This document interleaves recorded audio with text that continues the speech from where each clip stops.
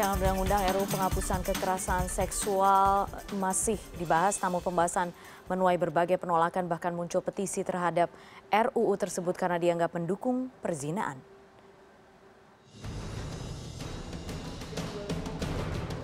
Rancangan Undang-Undang Penghapusan Kekerasan Seksual atau RUU PKS yang saat ini masih menjadi produk setengah matang di DPR menjadi sorotan beberapa kalangan masyarakat.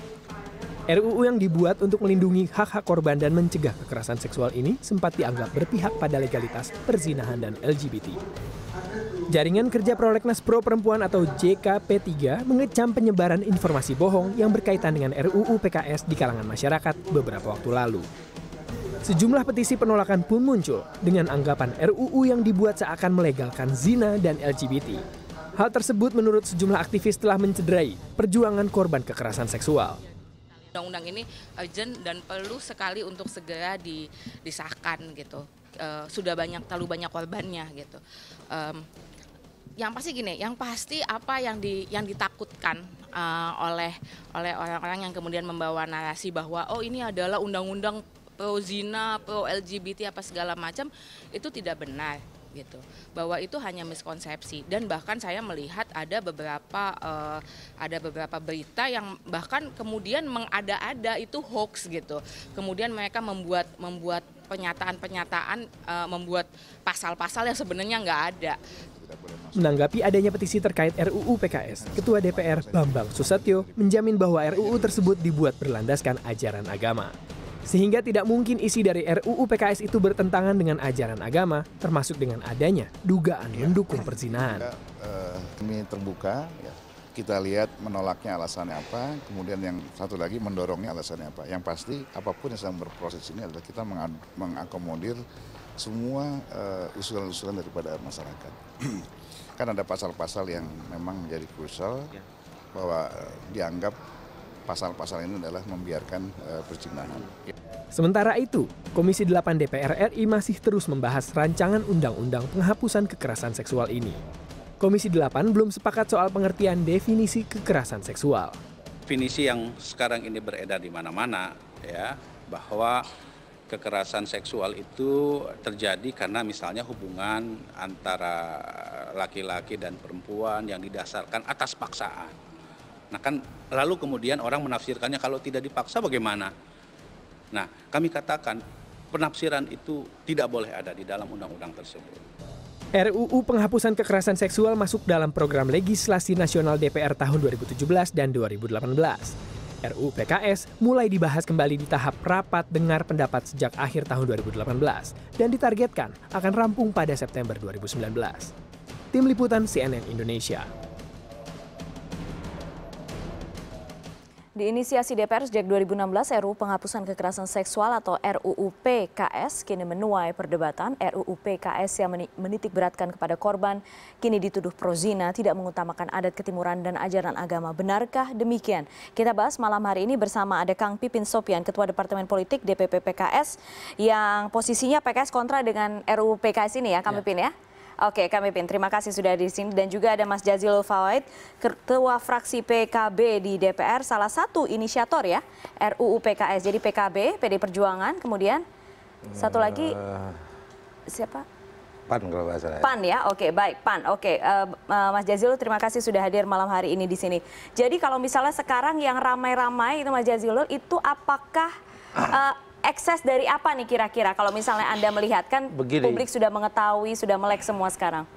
Jadi setiap rancangan undang-undang yang masuk sesuai prosedur tentu dibahas oleh DPR dan ini dibahas setelah surat presiden yang mengamanatkan kepada Menteri Hukum dan HAM, Menteri Pemberdayaan Perempuan dan Menteri Aparatur Negara atas nama presiden untuk membahas bersama dengan DPR.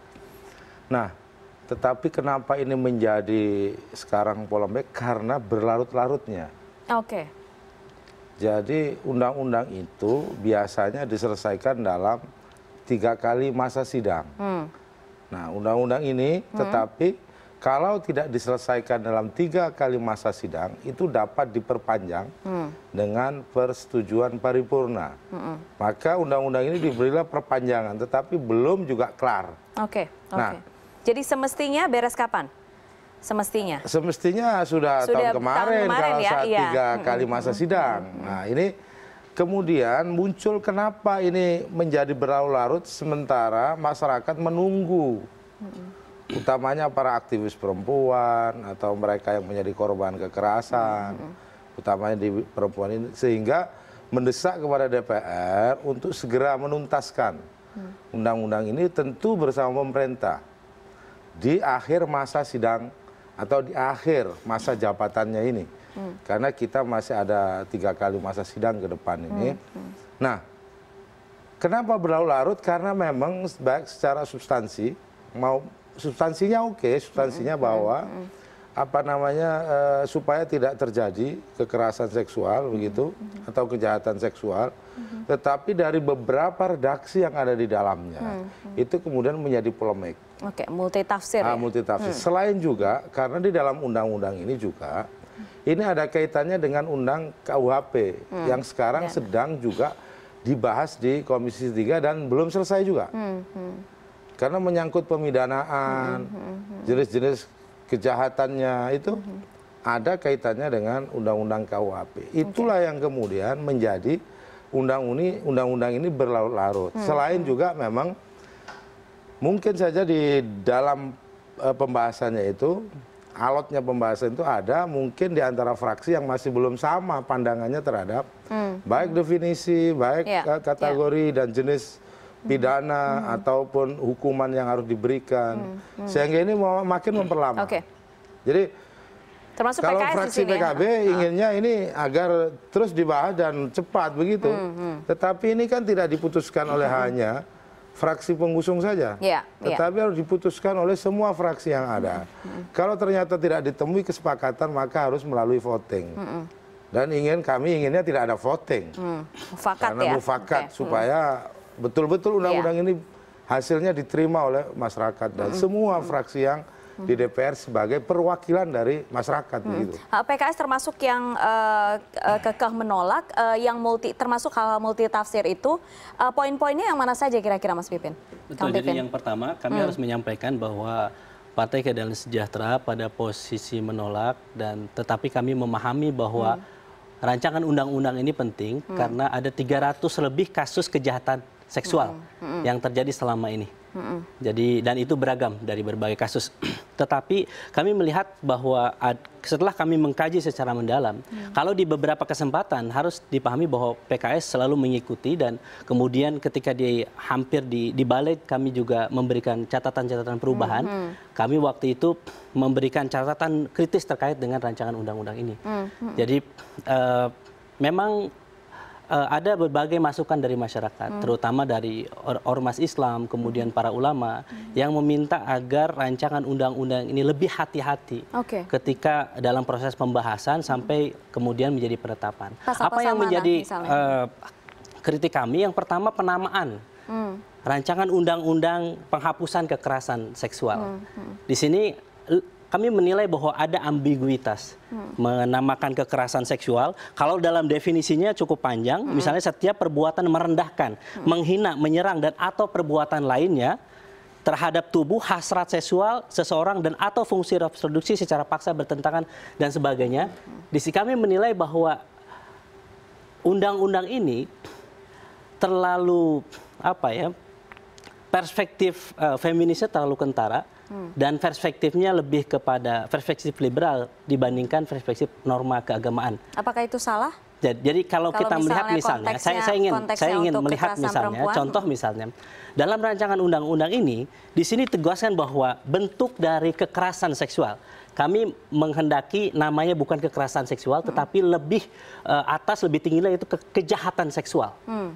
Jadi misalnya dalam pasal 11 di situ ada bentuk-bentuk kekerasan seksual, yang di situ ada pelecehan seksual, eksploitasi seksual, dan di situ juga ada pemaksaan aborsi, pemaksaan pelacuran, perbudakan seksual, penyiksaan seksual dan sebagainya. Nah, kami mengusulkan sebetulnya bukan itu, tetapi memasukkan kata bentuknya adalah perkosaan, pelacuran, perzinahan, aborsi, pemaksaan kontrasepsi, sodomi, dan kemudian penyimpangan terhadap seksual, termasuk di dalamnya LGBT dan yang lainnya. Jadi perspektif itu yang kemudian kami melihat bahwa ini rancangan undang-undang ada itikat baiknya ya, ingin memproses mempidanakan orang yang melakukan tindak pidana kesusilaan, tetapi ada kecenderungan ketika menamakan pemaksaan pelacuran di sini, maka definisi pelacurannya saja dalam berbagai undang-undang kita sudah tahu misalnya tidak memasukkan itu dalam pemidanaan. Dalam pasal KUHP misalnya 50629 yang dipidanakan hanya mucikari. Tetapi praktek perzinahannya dalam pasal 284 Undang-Undang KUHP itu hanya mempidanakan orang yang selingkuh. Tetapi perzinahan antara suka sama suka di situ tidak dipidanakan.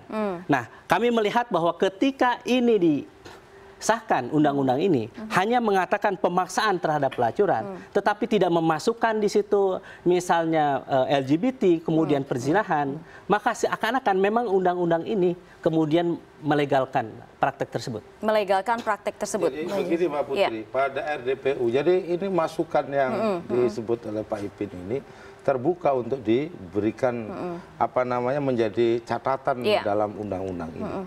Pada RDPU 18 Oktober 2018 bersama Majelis Ulama Indonesia, Wali Gereja, dan semua kelompok-kelompok agama, itu memang ada dari Majelis Ulama itu juga memberikan masukan agar lebih konkret dan lebih jelas terhadap beberapa yang disebut dengan pemaksaan perkawinan itu seperti apa. Poinnya berarti ya? Oke. Yang ujungnya adalah memberikan usulan kepada penamaan dari undang-undang ini menjadi penghapusan kejahatan seksual.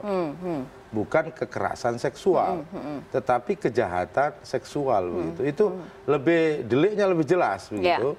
Dan memasukkan beberapa unsur dari kejahatan seksual seperti yang disebut Pak Kang Ipin tadi. Tapi masalahnya ini masyarakat yang sudah mengusulkan sejak lama begitu. Ini di Komisi 8 yang diberikan tugas oleh Badan Legislasi untuk membahas. RDPU juga sudah dilakukan, DIM-nya sudah ada, daftar isi inventaris masalahnya sudah ada, begitu. Nah, ini masih macet-macet terus. Oke. Macet-macet itu apakah tetap akan mengakomodir suara-suara di luar atau bagaimana? Oh, pasti karena undang-undang itu harus disosialisasi dan terbuka untuk mendapatkan masukan dari semua pihak. Makanya RDPU ini rapat dengar pendapat umum itu mengundang kelompok-kelompok agama untuk melihat draft yang dibuat oleh pemerintah dan DPR ini, di mana sisi-sisi yang menurut norma-norma agama yang kira-kira belum masuk, atau dari mana norma-norma agama ini kemudian di situ kurang dipertimbangkan. Dan hasilnya apakah ada penambahan-penambahan khusus lagi? Itu tadi salah satu judul yang diusulkan itu adalah penghapusan kejahatan seksual. Dan dalam tanda kutip pemaksaan perkawinan itu seperti apa? Karena di norma Islam seorang wali itu boleh memaksakan anaknya untuk menikah. Namanya wali mujbir. Nah, ya itulah yang menjadi kira-kira salah satu bagian dari masukan. Begitu sehingga fraksi PKB dan fraksi yang lain yang membahas undang-undang ini terbuka untuk mendapatkan masukan baik dari kelompok agama, baik dari kelompok sosial, aktivis gitu, tetapi nantinya akan dibahas bersama fraksi yang ada. Nah, fraksi PKS memberikan pandangan yang berbeda, itu biasa di dalam pembahasan undang-undang gitu. Termasuk tetapi kemudian, kita targetnya kapan selesai ini? Jangan kemudian pandangan dari satu fraksi menghambat pembicaraan semuanya. Toh kalau ada substansi, kalau ada redaksi, kalau ada sesuatu yang patut dikoreksi bisa dibicarakan begitu. Tapi kalau misalnya progresnya sekarang ini seperti apa sih sebenarnya? Kan sekarang bagaimanapun sudah ada masukan, kemudian ramai, dan tidak hanya itu, jadi disinformasi sekarang juga banyak akhirnya keluar soal ini, termasuk soal tuduhan-tuduhan soal melegalkan zina, melegalkan LGBT dengan RUU ini. Ya tentu tuduhan itu akan muncul manakala draft kan sudah dilihat sendiri. Nah, sekarang ini sedang dibahas oleh Komisi 8 selaku komisi yang ditunjuk, sudah menyelenggarakan RDPU, mengundang tokoh-tokoh. Nanti juga akan tentu mendapatkan meminta masukan dari fraksi-fraksi. Begitu. Terus kemudian juga akan mendengar masukan ini mana disebut bahwa ini LGBT kok nggak diatur di sini? Kenapa perzinahan ini menggunakan norma hukum positif, tidak menggunakan norma hukum agama? Kalau norma hukum positif seperti yang disampaikan Pak Ipin tadi, jadi kalau suka sama suka bukan berzina, tetapi kalau menggunakan norma hukum Islam, dilakukan suka atau tidak suka tetap itu perzinahan. Nah, dari undang-undang kekerasan seksual ini, maksud saya, itu bisa juga mengatur mana yang disebut dengan norma agama, mana yang kemudian dari serapan norma agama itu menjadi norma positif. Begitu ini dijadikan undang-undang, maka ini menjadi norma positif. Diatur secara positif dan itu berakibat sanksi dan macam-macam. Nah, sekarang posisinya, fraksi-fraksi di DPR itu semua membahas. Cuman memang Mbak Putri tahu bahwa anggota DPR sekarang sedang berkampanye. Sedang keliling ya. Sedang keliling. Baik. Ya, kalau saya mau menambahkan. Sebentar. Kita sekarang jeda dulu. Kalau misalnya yang menarik tadi, saya mengutip tadi yang Kang Pipin katakan, nanti saya akan konfirmasi.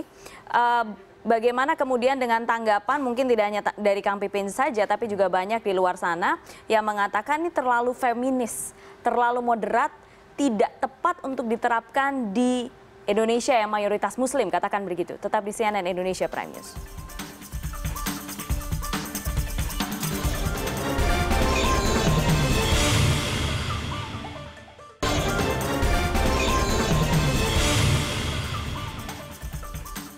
Anda kembali bersama kami di CNN Indonesia Prime News. Kami masih membahas tentang RUU penghapusan kekerasan seksual. Tadi di awal kita masih membahas soal judulnya ya, atau apa narasi besarnya ini. Tapi kalau misalnya sekarang tadi mengutip Kang Pipin dikatakan ini terlalu moderat, terlalu feminis kalau misalnya dari definisinya saja gitu ya Kang ya.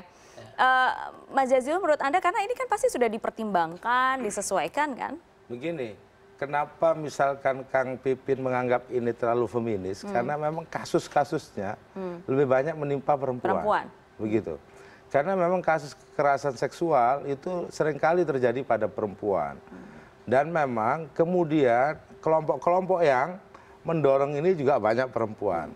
Dan kita itu harus apresiasi karena memang kalau kita ada hitung dari jumlah pemilih saja, Indonesia lebih banyak juga perempuan. Tetapi belum kita sampaikan bahwa loh, perempuan kok jadi feminis, apalagi sekarang disebut sebagai emak-emak. Itu kan juga perempuan. Nah, karena memang perempuan lebih dominan, justru karena perempuan lebih dominan itu, maka undang-undang ini memberikan perhatian kepada kelompok yang dominan tapi lemah. Nah, tetapi masalahnya ketika ini dibahas di DPR itu, dan kemudian ada pro kontra di fraksi, ada pro kontra tuduhan juga dari masyarakat tertentu. Itu wajar saja karena nanti di dalam undang-undang ini ada tahap yang disebut dengan uji publik. Dan pemerintah juga mestinya itu juga ikut menguji publik terhadap perancangan yang dibuat bersama DPR ini ke perguruan tinggi, ke ke lembaga-lembaga akademik gitu, sehingga menemukan nanti titik temu dari apa yang disebut polemik, berbeda persepsi dari undang-undang yang ada. Itu satu. Yang kedua, emang ini lagi, kita masih terganjal dengan undang-undang KUHP yang belum selesai. Itu dari mana nanti? Beririsan ya? Beririsan, karena ini beririsan. Bukan. Kalau PKB jelas, kami partai yang sangat menghargai perempuan, dan juga memberikan penghargaan yang tinggi kepada kelompok yang zalimi. Ini sebenarnya tujuan dari undang-undang ini memberikan penguatan kepada kelompok yang lemah, mulia sekali untuk kemanusiaan, utamanya kaum perempuan. Tetapi pembahasannya menjadi molor, memang banyak hal yang perlu diselesaikan. Begitu, Mbak Putri. Kang Pipin? Jadi kalau melihat undang-undang itu ada substansi dan ada prosedur. Ada materi-materi yang substansi yang diundangkan itu biasanya di awal ya. Dan saya kira penamaan kekerasan dan kejahatan itu paradigmanya sehingga berbeda jauh. Jadi itu yang kami kritisi dan sangat mendasar. Jadi ketika itu tidak diakomodasi, maka kami menolak. Karena paradigmanya sudah berbeda.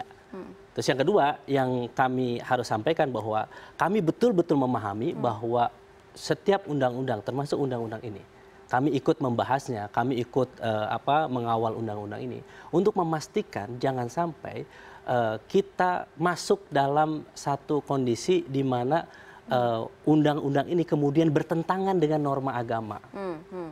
Jadi ketika misalnya tadi saya menyampaikan bahwa kasus di mana pemaksaan kekerasan terhadap pelacuran itu kemudian dilarang. Kenapa? Ulama, ormas Islam, para aktivis Islam bertanya, kenapa hanya membatasi kekerasan terhadap pelacuran, tetapi pelacurannya sendiri kemudian tidak diatur dalam undang-undang ini. Yang itu kemudian beririsan dengan KUHP yang sedang dibahas. Betul, jadi saya kira ini sebetulnya berkaitan dengan undang-undang yang lain juga. Misalnya undang-undang lain itu lebih menggunakan kata kejahatan seksual dibandingkan kekerasan seksual. Sehingga dari apa konsekuensi dari penyebutan kekerasan seksual dan kemudian kami berpandang kejahatan seksual. Yang tadi saya sebutkan bahwa kita mendefinisikan ulang terkait dengan rancangan undang-undang ini. Jadi di sini kan ada kurang lebih 10 bentuk-bentuknya sehingga tapi luput kenapa misalnya perzinahan, LGBT tidak masuk di situ. Kalau misalnya sekarang hanya dari soal definisi kemudian tidak disepakati lalu mengaku akan pandangannya berbeda, akan bisa disatukan atau benar-benar tidak? Oke, close, kita frekuensinya beda, ini nggak mungkin nyambung nih. Jadi ada 2 tahapan dalam pembahasan di DPR itu. Jadi ketika memang konsensus di antara partai-partai kemudian memutuskan, tetapi kalau misalnya di akhir kemudian tidak ada kesepakatan bersama, maka memang harus voting. Termasuk definisi. Jadi apakah tadi kejahatan dan kekerasan terus kemudian bagi kami ini fundamental. Jadi bukan misalnya ini karena tidak ada unsur perzinahan di situ, pelacuran di situ, kemudian pelarangan terhadap LGBT, kemudian seakan-akan kami ingin menghambat terhadap perlindungan korban mayoritas perempuan. Bukan itu. Kami ingin perempuan dilindungi secara konstruksi undang-undang. Pembuatan undang-undang ini sudah dari mulai pencegahan, kemudian sampai penindakan, kemudian penanganan, sampai misalnya bagaimana penyelesaian, diberikan hak-hak korban dan sebagainya. Kami setuju pada poin itu. Tetapi pada tahap substansi, apa yang dipidanakan, apa yang dihapuskan dalam rancangan undang-undang, ini yang kami kritisi. Tapi kalau misalnya secara mudahnya, masyarakat umum secara mudahnya, kemudian mungkin juga teman-teman politisi secara mudahnya menjual kepada warga, kepada masyarakat, mungkin juga kepada voters adalah ini undang-undang pro zina, pro LGBT, makanya kami tidak setuju. Kan secara mudahnya itu. Padahal kalau misalnya esensinya dilihat kan panjang di situ, Kang Pipin. Betul. Jadi kalau kita melihat rancangan undang-undang itu tidak hanya melihat tekstual, ada kontekstual. Misalnya dalam satu pengaturan satu undang-undang, kenapa ini diatur, kenapa ini tidak diatur? Jadi kami mengkritisi itu dan masyarakat wajar mengkritisi hal itu juga. Dan rancangan undang-undang ini dibahas di DPR RI tentu memiliki representasi masing-masing. Kami Partai Keadilan Sejahtera memiliki representasi para perwakilan di mana ingin menyampaikan aspirasi para ulama, para ormas Islam, kemudian para aktivis yang termasuk juga para kaum ibu-ibu yang melihat bahwa rancangan undang-undang ini berbahaya. Rancangan undang-undangnya berbahaya, tapi maksudnya konteksnya yang satu, kalau misalnya kemudian dilihat oleh teman-teman aktivis mungkin ini hal besar atau kan masih ada undang-undang lain yang sebenarnya bisa membentengi itu, jadi tidak di sini gitu. Mbak Puput, jadi undang-undang ini penting untuk segera selesai dan ini menjadi polemik di akhir-akhir ini karena ada kasus yang menimpa perempuan tetapi tidak ada undang-undang pasal yang menjerat. Misalkan begini, ini ada kasus yang namanya saudara Baik yang dari NTB itu kemudian menjadi korban ya. Tetapi begitu Baik menuntut balik kepala sekolah itu, nggak ada undang-undangnya. Nah, itu juga yang memicu kenapa undang-undang ini harus segera selesai karena ada yang lowong, ada ada masyarakat yang kemudian tidak adil diperlakukan karena tidak ada pasal yang mengaturnya. Nah, tetapi kami dapat memahami misalkan dari PKS atau kelompok yang lain yang kira-kira perlu memasukkan beberapa pasal, silakan saja. Tetapi jangan menghambat, gitu. Jangan menghambat karena ada kelompok lain yang kemudian tidak bisa dibantu, tidak bisa mendapatkan pelindungan secara hukum karena pasal tadi. Ya termasuk banyak hal yang mungkin Kang Pipin lihat kemarin ya. Misalkan kasus yang menimpa Vanessa begitu, yang kemudian yang kena mucikari dan Vanessanya yang kemudian hidung belangnya. Menurut Undang-Undang Belanda, itu yang saya sebut KUHP, itu tidak kena. Nah, di situ ada banyak ruang kosong, maksud saya begitu. Nah, kalau misalkan lewat undang-undang penghapusan kekerasan seksual ini bisa memberikan jalan mempercepat, sekaligus memasukkan beberapa unsur yang kemudian bisa dikategorikan dan memberikan apa namanya perlakuan adil kepada perempuan. Kenapa tidak?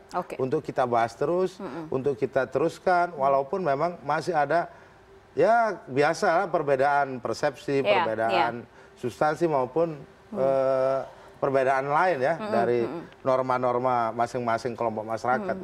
Tapi menarik memang tadi Mas Jazilul juga mengatakan ini sudah mengendap lama tapi kemudian muncul lagi kok yang dilalap pas tahun politik seperti ini, lagi pada rame-rame kampanye, kemudian ini juga menjadi salah satu komoditi ya. Kami bahas setelah jeda. CNN Indonesia Prime News segera kembali.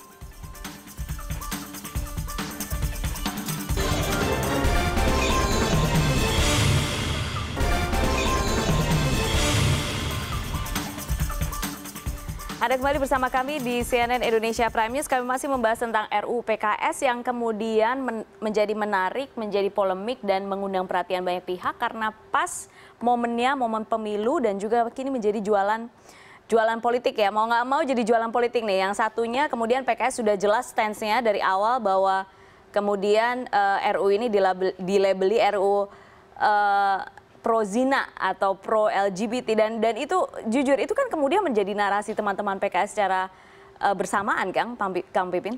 Jadi saya kira tidak hanya PKS ya, karena banyak ormas yang menghendaki bahwa ini di drop dan ditolak. Jadi kami pada posisi tidak hanya sendiri. Kan PKS. Betul. Dan saya kira partai politik yang lain juga akhirnya kemungkinan besar juga akan melakukan penolakan. Karena kita melihat bahwa secara substansi. Jadi kami tidak melihat bahwa ini tahun politik atau bukan. Tetapi memang secara substansi dari rancangan undang-undang ini memang berpeluang besar untuk melegalkan perzinahan, pelacuran dan LGBT ketika memang undang-undang ini tidak mempidanakannya, tidak menghapuskannya. Jadi saya kira dalam konstruksi pembuatan undang-undang kita harus melihat bahwa setiap partai politik tentu memiliki ideologinya masing-masing. Partai Keadilan Sejahtera yang memiliki ideologi Islam, maka kita melihat bahwa sebagaimana yang dikatakan oleh Bung Karno waktu itu, ketika memang wakil rakyat itu dipenuhi oleh para kaum yang paham dengan Islam, nilai Islam, maka seharusnya itu masuk dalam institusi, dalam rancangan undang-undang. Maka kami mencoba mengkaji rancangan undang-undang ini dalam perspektif ajaran agama Islam. Dan saya kira wajar. Kemudian kami melihat bahwa banyak ketidaksesuaian. Kenapa ini diatur, kenapa ini tidak? Kenapa ini dilarang, kemudian ini tidak? Yang jelas bagi kami ketika rancangan undang-undang ini disebut rancangan undang-undang penghapusan PKS, maka kami harus mengatakan rancangan undang-undang PKS ini ditolak oleh PKS. Gitu. Oke, Mas Jazilul. Jadi begini, tujuan undang-undang ini ketika PKB mengusung ini mulia, memberikan perlindungan kepada komunitas terbesar bangsa ini yaitu ibu-ibu dan perempuan, termasuk masa depan anak-anak perempuan. Apalagi di zaman yang seperti ini. Nah, kemudian kalau dikatakan bahwa pengusung undang-undang ini pro LGBT, pro zina, pro yang apa, terserah mau dibilang pro apa, tetapi tujuan kami adalah ingin mendudukkan kaum perempuan di Indonesia ini betul-betul dalam posisi yang mulia. Tapi kemudian kalau ada tuduhan kenapa ini diatur, kenapa itu tinggal nggak diatur? Dimasukkan aja, nggak usah nuduh-nuduh. Tinggal dimasukkan saja apa konsepnya. Yang perlu dimasukkan di situ, kami juga terbuka, kecuali kami menutup. Ini belum saatnya menutup. Nah, kalau menuduh nanti kena sendiri. Nah, maksud saya, sebab apa? Ini sedang dibahas. Ini sedang dibahas, di mana yang perlu diperbaiki, di mana yang perlu diberikan masukan. Misalkan, supaya yang definisi soal misalkan kekerasan seksual harus seperti ini, masukannya seperti katakanlah LGBT dimasukkan, silakan saja. Itu tidak ada soal bagi PKB. Karena itu nanti dirumuskan di dalam pasal per pasal di undang-undang itu. Ya, ya. PKB juga bukan partai yang pro zina. Kita ini semua dari para kiai juga pendukung kami. Tetapi PKB mengedepankan pembelaan kepada kaum perempuan. Ini kalau sejak awal, kalau saya Pak Zazilul ya, saya harus menyampaikan bahwa sejak awal sebetulnya rancangan undang-undang ini sudah juga ada RDP dengan para ulama, ormas dan sebagainya. Masukannya seiringan dengan masukan kami. Tetapi ini kemudian tidak masuk dalam draft rancangan undang-undang yang saat ini dibahas dan kemudian disahkan. Tidak dimasukkan atau bagaimana? Dan saya kira dalam pembahasan tentu saya kira ini selalu ada pro kontra, kemudian mayoritas dan minoritas itu akan selalu ada begitu ya. Yang akhirnya pada ketika kami renungkan, analisis dengan baik, akhirnya kami melakukan penolakan terhadap rancangan undang ini. Tapi kami harus mengatakan bahwa secara substansi, secara keinginan tujuan untuk melindungi kaum perempuan, kemudian memidanakan terhadap orang yang melakukan kejahatan seksual, maka kami menyetujui. Tetapi terkait dengan adanya pasal di mana di sini perspektifnya cenderung barat ya, tercenderung mengikuti Belanda, sebagaimana juga mengiyakan pasal KUHP KUHP yang memberikan pemidaan terhadap perselingkuhan, tetapi perzinahan tidak dimasukkan, kemudian pelacuran juga tidak dilakukan di situ. Nah, saya sudah menangkap tadi dari Pak Ipin bahwa PKS pun bisa memahami ini asal beberapa poin dimasukkan. Tentu di dalam pembahasan daftar inventaris masalah itu disandingkan, Pak. Udah ada ya semuanya. Draft pemerintah, usulan DPR, usulan fraksi, nanti kesepakatannya apa. Belum lagi nanti sinkronisasi sebelum uji publik. Jadi ini sebenarnya masih cukup waktu untuk memperdebatkan, untuk menerima masukan, tetapi jangan mutung. Tahu mutung bahasa Jawa? Jangan ngambek. Jadi yang penting pokoknya begitu. Jadi, kalau membahas undang-undang dengan pokoknya, tentu tidak menemukan solusi. Nah, PKB ingin ini dibahas tanpa nada mutung. Kira-kira mufakat nggak ini? Kira-kira? Saya kira akan ada mufakat atau benar-benar nih jalurnya nggak nyambung nih, nggak sama, udah voting aja. Jadi kalau tadi di Pak Zazilul mengatakan bahwa ada dim dari DPR, masing-masing fraksi akan ada permufakatan. Jadi nggak ada ini dimnya masing-masing fraksi, karena ini inisiatif dari DPR. Yang ada ini adalah dim dari pemerintah. Jadi kemudian apakah ini mufakat atau tidak? Kalau kami melihat bagi PKS selama dari sisi nama saja tidak dirubah, jadi tidak mungkin secara substansi saya kira PKS akan menolak, konsisten menolaknya. Dan juga tidak memasukkan klausul di situ penghapusan perzinahan, pelacuran, kemudian LGBT dan kemudian aborsi, saya kira. Sebab tidak paham soal DIM. Baik, terima kasih Bapak-bapak, Kang Pipin terima kasih, Mas Zazilul terima kasih, dan CNN Indonesia Prime News segera kembali, tetap bersama kami. Terima kasih.